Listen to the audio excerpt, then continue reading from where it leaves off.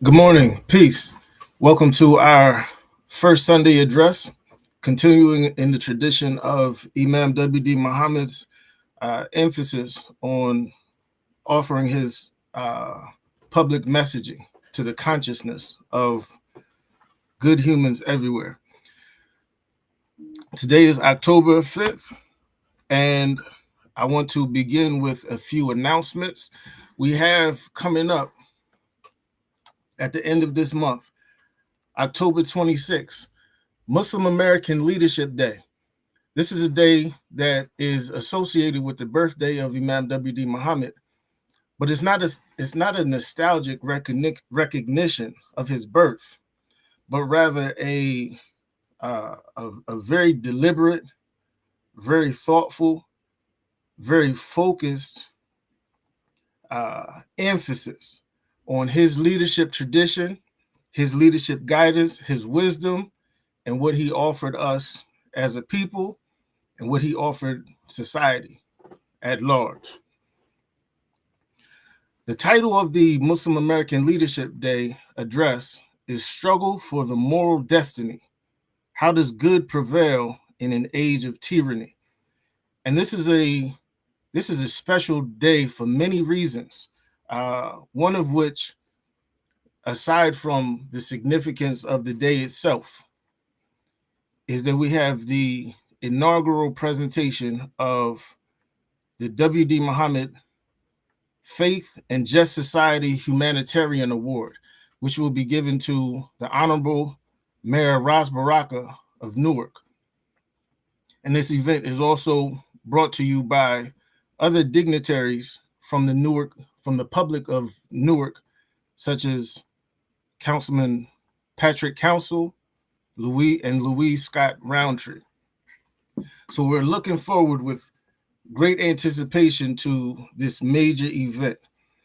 And ahead of this event, in the morning of that event, there will be a panel discussion that will be live streamed. The title of the panel discussion is Foundation and Future of the Covenant, Strengthening America for Its Purpose. This is the same day, October 26, 2025. So we're looking for that. And for more details, you can visit the social media platform pages of Imam Earl Abdul Malik Muhammad, the Office of Imam Earl Abdul Malik Muhammad on Facebook, MuslimAmericanLeadershipDay.com, and the EAM Speaks YouTube channel. Okay, so with that being said, we want to get right into today's program. I want to open up very briefly just by giving you a quote from Imam W.D. Muhammad, because today's presentation is being delivered by Imam Earl Abdul Malik Muhammad, who was the special assistant and representative of Imam W.D. Muhammad. And we know that America is a great experiment in freedom.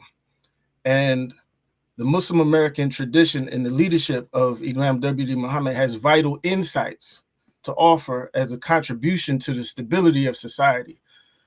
So I'm going to read this quote. This is what Imam W.D. Muhammad said. He said, "The one whom I give most of the responsibility to is Earl Abdul Malik Muhammad. He's doing a beautiful job and is working hard. He, in my opinion, is responsible for most of the propagating of the true image of Muslims in America.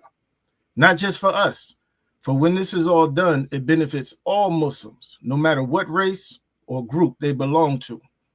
It makes our citizenship less burdensome and less risky." From Imam W.D. Muhammad. And so with that, I bring before you leader in the tradition of Imam W.D. Muhammad, Imam Earl Abdul Malik Muhammad. Praise be to Allah. We greet you as the Muslims greet each other. Assalamu alaikum. That is, peace be on you.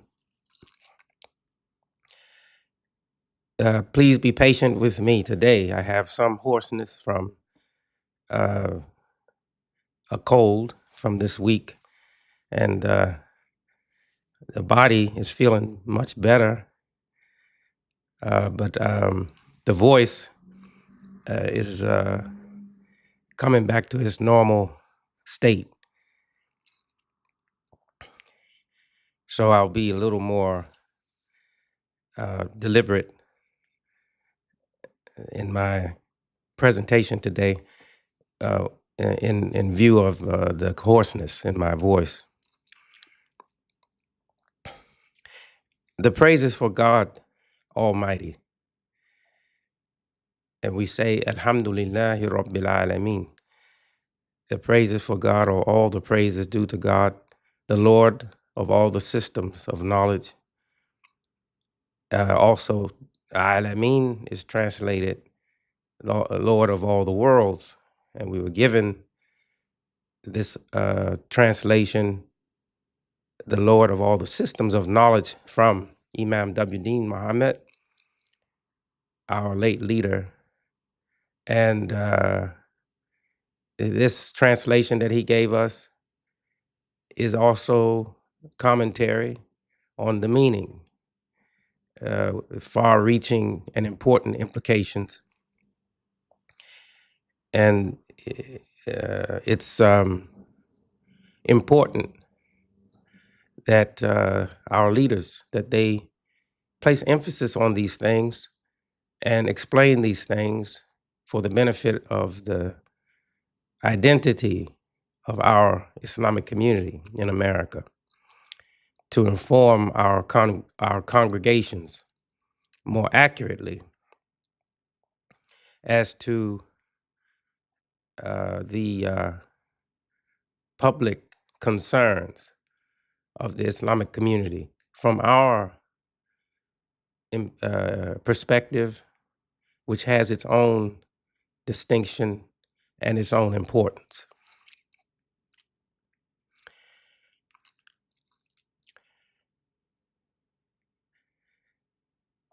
It is the witness of Muslims to say that we witness that nothing is to be worshipped except God alone, and that he has no partners, that we should not associate anything with him as the creator of everything that exists, that we are aware of and that we are not aware of. And in that recognition is identification that God has given purpose to everything that he has created, and to align with that purpose, to become aware of it and to align with it, is obedience. And the spirit devotion that is associated with obedience is a salvation in and of itself, and it is the highest aim of human existence. Therefore, the highest and most important identity for human life, to be the obedient of God. And the witness that we make that God is one is completed by saying that Muhammad is his obedient one as a model and completion. We say Abdu, Abdu. He is the obedient of God, the servant of God, and he is God's messenger. He is God's messenger. And this says that it is in human nature to search out within human life itself where we should give our obedience, and that Muhammad represents that movement in us or in our souls, and coming to a conclusive answer for where we should give our obedience, how we should give that obedience, what constitutes the destiny or the aspirations for that obedience, how it is to be established in the individual human person's life, and also in the condition and circumstances establishment of society, how that obedience is to be established in society as well. And that associated with that process is the message that has been revealed to Muhammad. The Quran, that is the holy book of Muslims, and it is said in there, in that book, and that our book, that it is the guidance for the God-fearing. It is the guidance for those who are acquainted with and interested in and devote themselves to obedience to God, reverence for God. More than, I think, any other identity, public identity for Muslims is the attention to reverence for God. And associated with that is the identity of obedience, which is the servant of God. That is the identity of obedience, the servant, to be the servant of God. So reverence for God and to be of service to God, which also suggests service to the human self, human community. And this is our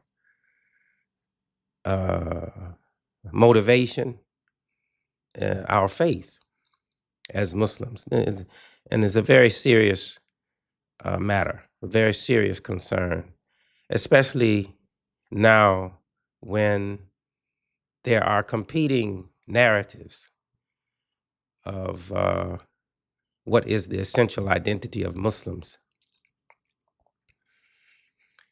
It is a concern of every society on this earth. What is the essential identity of Muslims, and what is the interest of the religion of Islam? Every society on this earth has that as a concern. That question is in the estimation of world leaders for their social planning, for their economic planning, their concern for peace,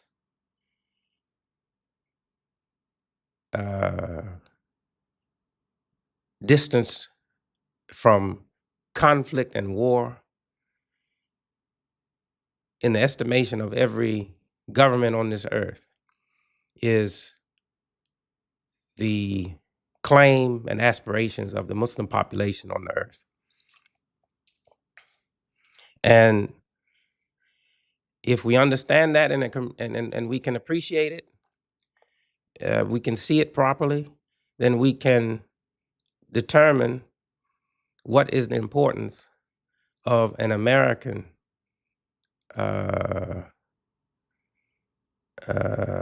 community, or a community of Muslims within America. We can appreciate that within the context of its very serious relevance, especially now in the most, I would say, serious times in most of our lifetimes.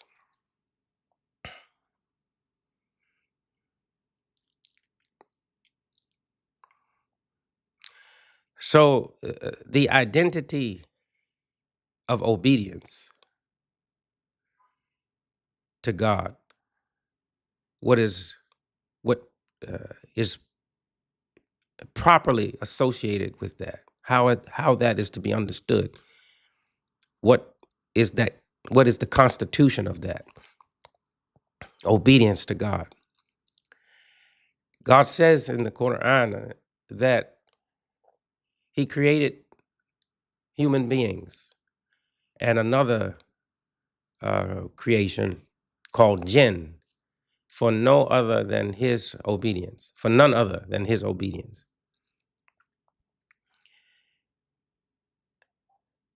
To be outside of that as an intent is to be outside of or distance from the identity for which God has created life. This is the primary concern for the teaching of Islam. And I don't know that there's a more important mission for Muslims in America, especially, than to acquaint mankind, and particularly American people, with the teaching of the Quran in terms of the establishment of peace and balance and stability and justice for society. This is a primary concern, defining concern, directly associated with the identity of obedience to God. The community of Muslims is most comfortably and readily identified as the community on the earth that exhibit model behavior of obedience to God's way. Now, that may be in conflict with some governments, that may be troublesome for some populations, especially if the Muslims themselves are not focused in that area properly and have not been helped adequately by their own leaders.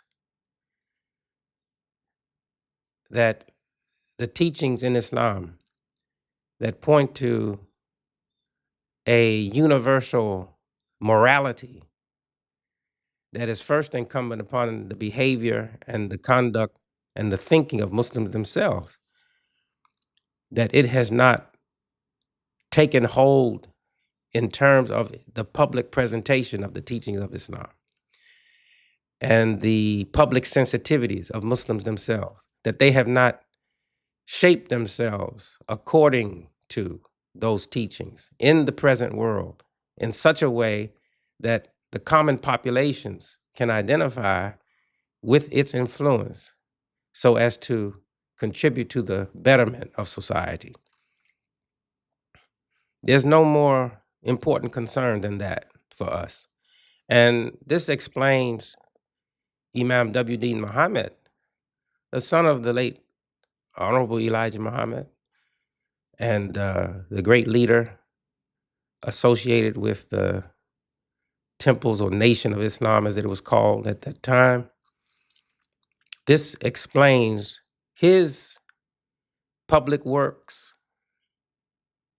that is Imam W.D. Muhammad's public works, his international travels, his meetings with leaders from other faiths, his meetings and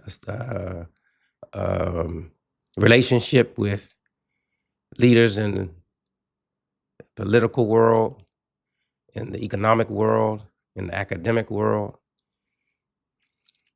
Every discipline that seeks to influence the direction for society, he had an interest in some kind of relationship or pathways of communication with them.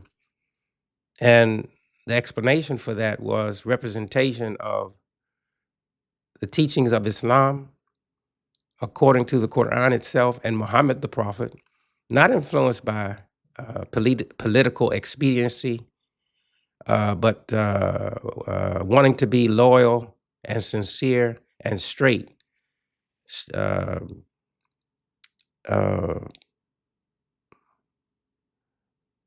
precisely aligned with the teaching of Muhammad the Prophet himself in his spiritual emphasis and also what we might call temporal or practical emphasis. This was Imam W.D. Muhammad's intent. So whenever we would see him representing us in the public ways, it was the representation of Muhammad himself. And he would often say in commentary on the behavior of Muslims in the world, as would Muhammad himself conduct his affairs in this way? This was a major question and concern that Imam W.D. Muhammad presented to Muslim world leadership in their influence on Muslim world populations. Is there or was their behavior aligned with the conduct and reasoning and conclusions of Muhammad himself?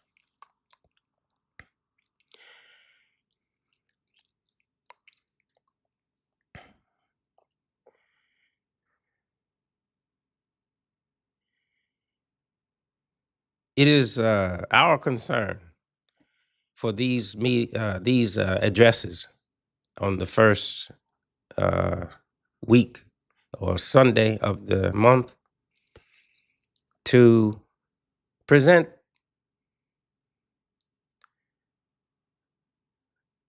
our perspective coming from Islamic guidance on conditions that affect human life in America, in the world, in accessible reasoning and language. That is our tradition. That the listener, the audience, that they are able to access this reasoning, become acquainted with it, and become comfortable with it. That it's not the language that we are giving is not the language of ritual observances that are associated with the ritual habits of Muslims. Those habits and rituals have their significance and importance, but in order to appreciate them more fully by a non-Muslim public, they have to be interpreted. So our presentation of Muslim life in the public spaces is not emphasis on ritual life, but on commonly appreciated teachings of values and aspirations, plans and hopes, and a picture of a moral destiny that supports the movement of good in society, strengthens the movement of good, not for any particular group distinct from another, but in a common vision for what is satisfactory and contented, stable life for human beings on this earth. Islamic teaching from the Quran, teaching from Muhammad the Prophet, in the tradition of our community, that is the tradition of W.D. Muhammad, is to provide accessible reasoning and accessible language. And in that sense, it can be often associated with or aligned with what we might refer to as democratic values, to use the language of the Americans and the West. Moral values, values of faith, commonly held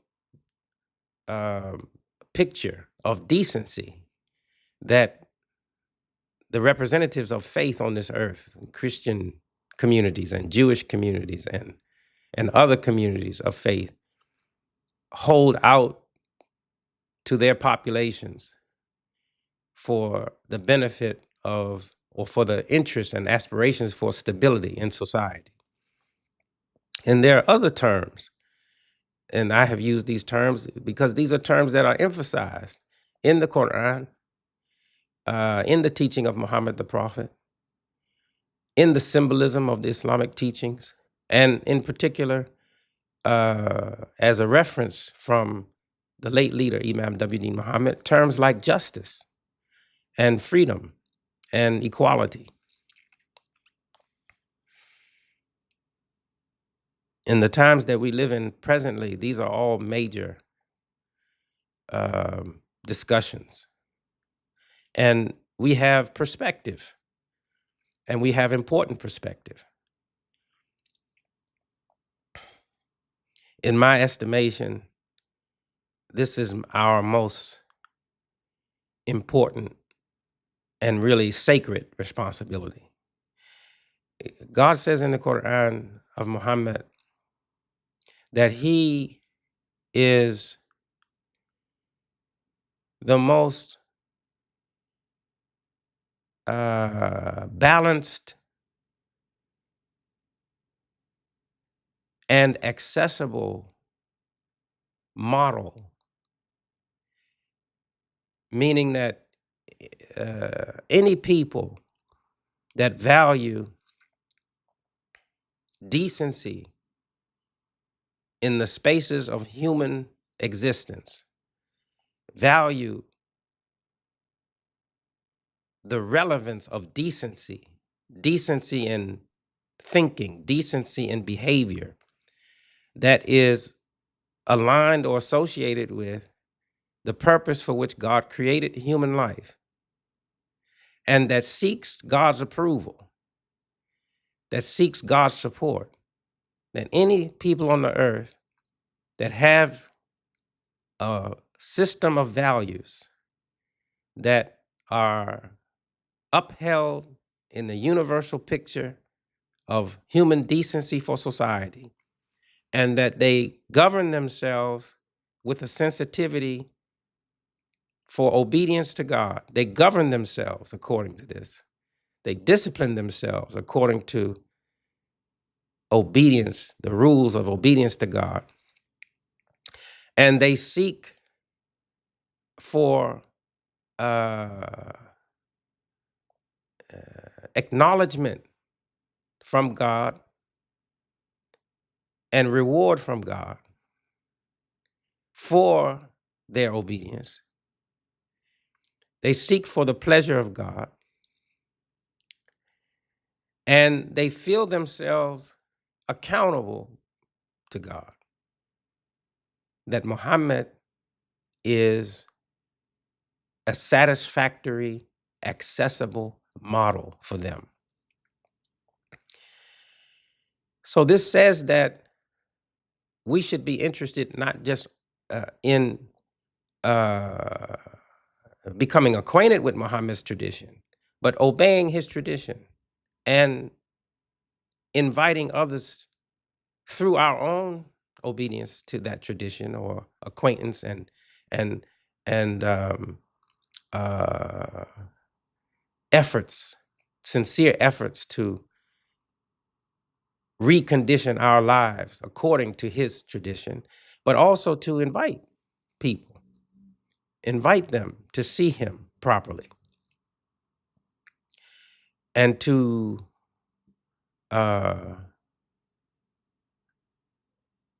seek opportunities to administer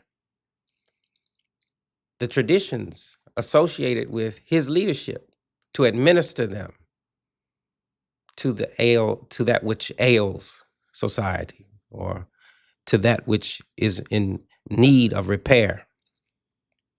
The Quran says that the teachings of Islam are healing, mercy, an influence to repair what is in need of repair.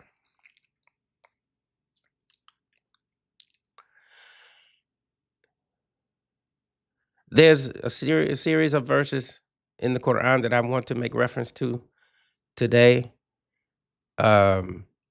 I have them written here in Arabic, in the Arabic language, and the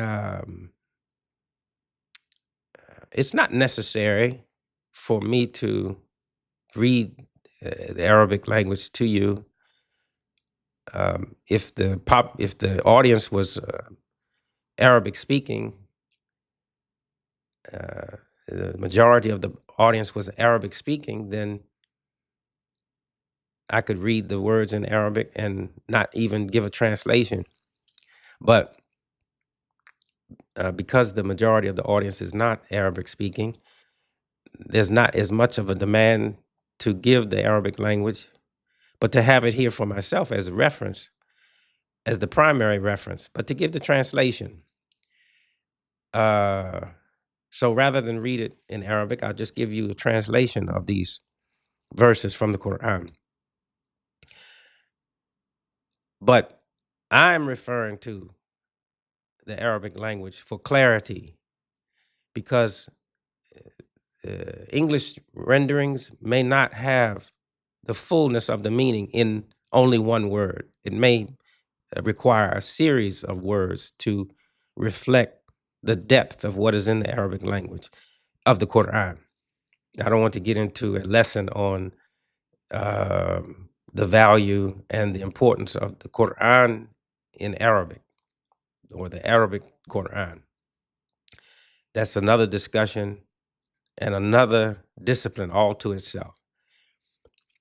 But it is essential to say that, or it is important to say that reference to the Quran in Arabic is not to impress an audience, but it is to speak in clear terms, in the most precise and exact terms. And this is one of the, if I can use this term, miracles that is associated with Muhammad the Prophet. He was not a man educated in religious knowledge or high spiritual understanding. He was not tutored in this, and the Quran says this of him. And there's a term that the Quran uses to describe this. Says that he had moral intelligence and an acquaintance with what is decency, but was not educated in high spiritual understanding or associated with a spiritual tradition of understanding. And yet he was able to communicate important principles that are associated with the establishment of human society and satisfy the need in the human soul for establishment before God in society. He was able to communicate those principles in a language of perfection, spiritual depth, and precision with universal meaning and application. And this is of the miracles of and there's a term in the scholars that they use to explain this miracle. The miracle is in the Quran itself, and the miracle is also in Prophet Muhammad's explanation of the Quran and his administration and establishment of the teachings of the Quran.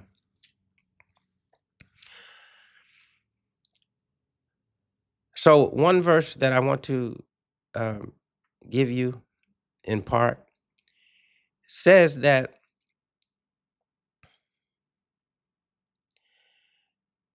there is a circumstances for mankind's existence where intelligent people accept to live within the conditions of society that are, even in their estimation, oppressive, that they are aware that they are living in oppressive circumstances. Says the Quran says, and you resided in the dwellings of those who oppress themselves. And it says that you were shown clearly how we dealt with them, due to the fact that many examples were given to you for your understanding. Now I'm giving a translation of what is in the Quran in Arabic, and what it's suggesting is that intelligent people, informed people, not ignorant people, accepted that the condition of their society was oppressive. They were aware of it, and they were shown the ways in which those conditions were oppressive. This is not a condemnation of them. It is an explanation. And there's never a time on the earth where the obedient of God are not present, are not conscious, are not active. But there are times when those conscious, active, obedient servants of God conclude that they should obscure themselves because of the prevailing conditions that exist on the earth. Not that they're not devoted to the best possibilities for human life on the earth. They are. But as part of that devotion, they have strategized, which they are permitted to do, to observe and act according to the best possibilities for the establishment of life as God intended it over an extended period. So as part of a strategy to preserve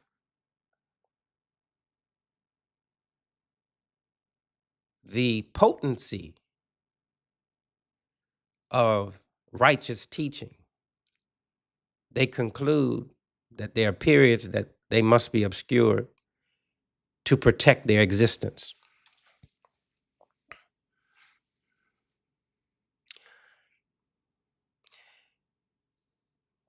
Continuing now, God says that the plots of those that oppress them, that have oppressed themselves, what does this mean? That their philosophy of governing is oppressive. That's what it means. They have establishments that are built upon the philosophy to oppress. Oppress, that means to influence populations with ideas that intend to bring darkness and misunderstandings, not clarity, not freedom, not establishment, but to cheat, to take from, to make difficult the life for people so as to extract benefits for themselves and to deny populations what God has entitled them to.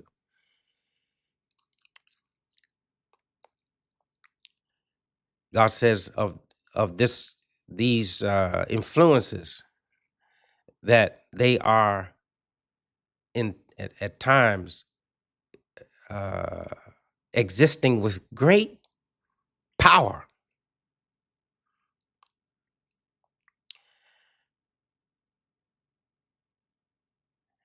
That these plots are profound and far-reaching, but they are within God's view. He sees them. And he says that they are of such power, their implications are of such power that they cause the mountains to quake.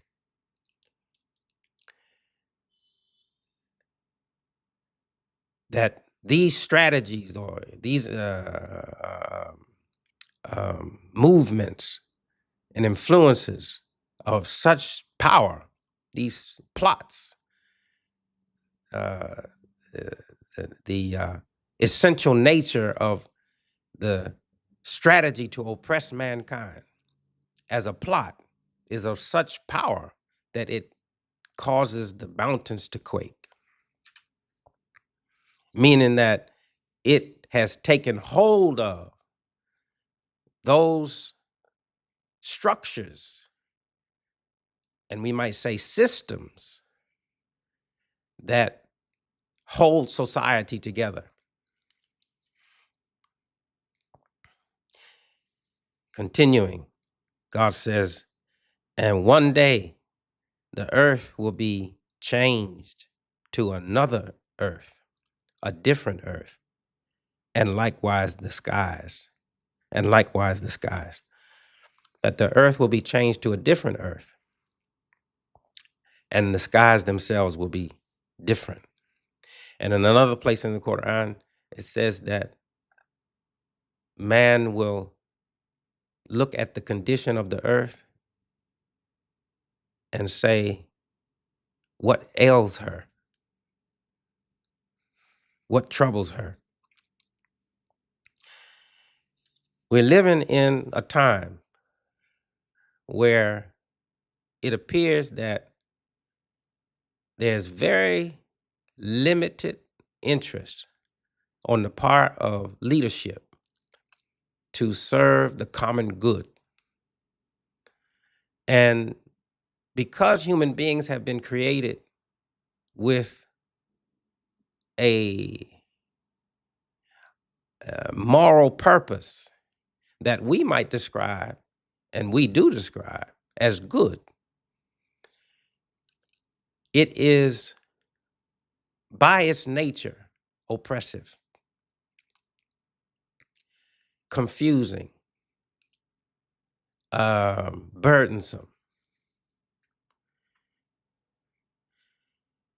We have leaders that emphasize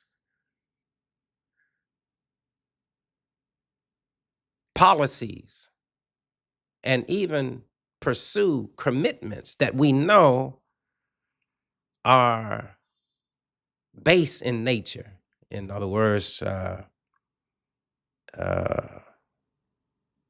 it's hard for me to use this term, but I can't think of a better one. Evil, wrong. And these behaviors, these areas of emphasis influence the thinking of the common person against a natural decency that God has given as an endowment to human life. It makes, it creates zones of conflict within the individual human soul and within human communities. Intentional behavior on the part of leaders. We see it. We sense it. We are witnesses to it. This is the time that we're living in. And it's confusing because it is in conflict with the moral nature of man. So in this time, we can conclude that for the salvation of society, that God has preserved in the consciousness of at least one people an acquaintance and a moral strength and commitment to a restoration for seeing what is the purpose for which God created human life. A acquaintance and a sensitivity for the sanctity of human purpose, and a connection to that sensitivity in such a way that it can be communicated that it is the salvation for society on the earth. Attention to the moral base and foundation of human creation, human existence, human purpose, that acquaintance with and the embrace of that which constitute principles that uphold that vision are the salvation for society.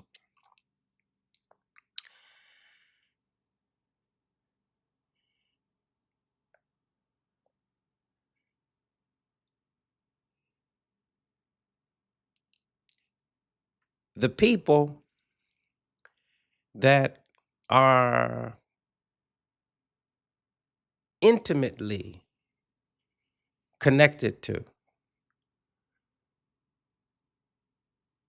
the teaching of Imam W. Muhammad, and I say intimately, and what I mean by that is they think carefully of how he was established as a leader. What were the conditions that created the formation of his mind and his attention to the needs of the African American people? What were those conditions? How was it formed? How did he come to be established as leader? And what explains the support that he had over the period of time that he was leader? And what was responsible for his enormous influence, not just among his own people, but in the world? We don't see, many of us don't see, don't appreciate the degree of importance that his influence held in the world. But those that are intimate in their attention to this recognize that we're living in a time where the application of those teachings are perhaps more important than even in the time in which he lived. That maybe what he taught was intended to be applied more evidently, more basically, and with greater need for another time. And I would argue that there may be time ahead of us, far in the future, where those teachings are relevant, but in our lifetimes, there's no time that they're relevant than now. I have seen in recent months and weeks a clear abandonment a troublesome abandonment, and what looked like to me a intentional or deliberate attempt to erase and devalue our reference to Imam W.D. Muhammad's leadership and his influence.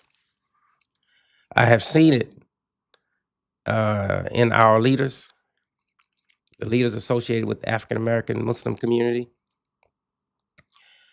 And I have seen it with more intensity in recent months and recent weeks.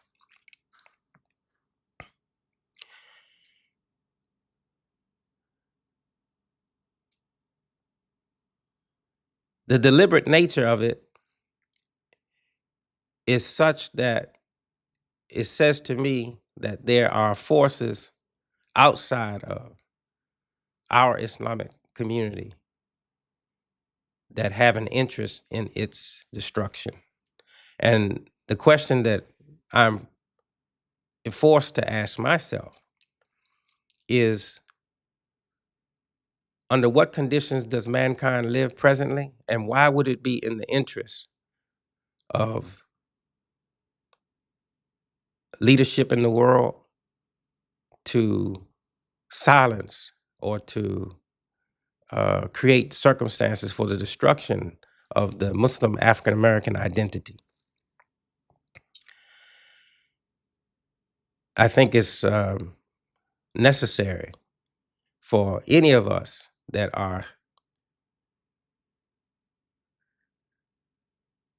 have defined themselves as the following of Imam W.D. Muhammad to ask the same questions. And in the context of asking that question, and as a conclusion, what is the relevance of our attention to Muslim American Leadership Day, 50 years of commemoration, 50-year observance of Imam W.D. Muhammad's influence? What is the necessity for that?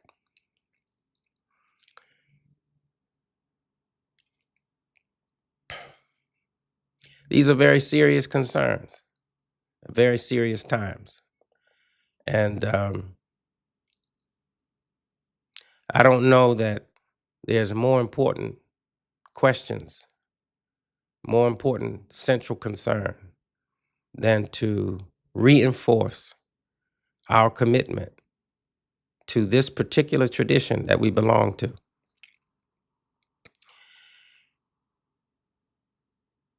If there's not a movement among us to reinforce it, then the condition in which we find Muslim world leadership presently, as impotent before the challenges of the modern world, will explain the absence, the disappearance of a vision of the moral destiny of man.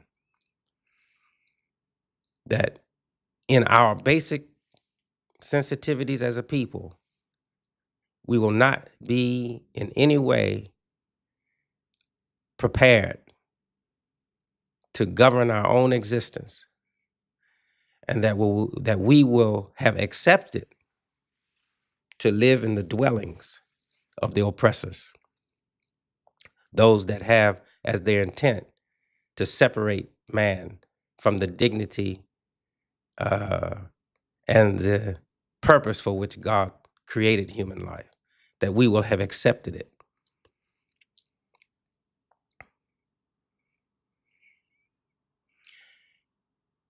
Nothing is more important for what I consider to be the necessity of my voice and those that support me, and their voices and my voice together, our voices, than a public commitment to the continuation of that tradition and explanation of that tradition as an acquaintance with a precision of teaching in public spaces of what is the clear picture of the moral destiny for human life as a message of salvation in the time when world leadership appears to have committed itself to opening up the world to a prevailing darkness.